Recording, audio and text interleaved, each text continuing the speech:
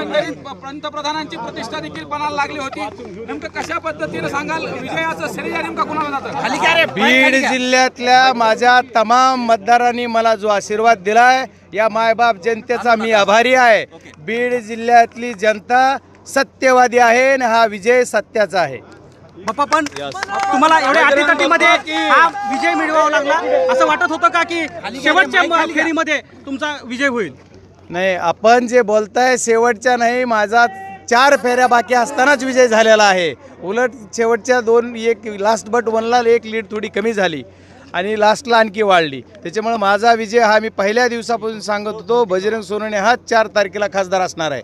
आणि माझ्या बीड जिल्ह्यातल्या मायबाप जनतेनं माझ्यासारख्या एक गरिबाच्या पोराला एवढ्या धनदांगट्याच्या विरोधात खासदार केलं, त्याच्यामुळं खासदार मी झालो याचा अभिमान आणि याचं श्रेय जर कुणाला असेल तर त्या माझ्या बीड जिल्ह्यातल्या तमाम जनतेला आहे। हा विजय सोपा होता?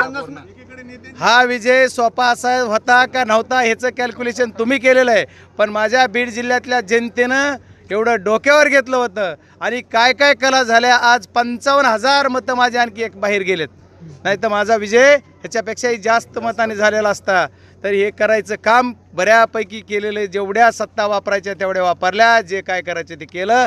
पण बीड जिल्ह्यातली जनता आणि शेवटवरून कुणीतरी बघतंय त्याच्यानुसार हा विजय माझा झाला।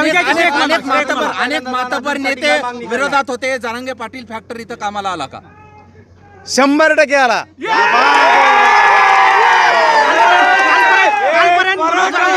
प्रभाव नाही असं आपण म्हणत होतो, आज विजय झाल्यानंतर काय म्हणताय?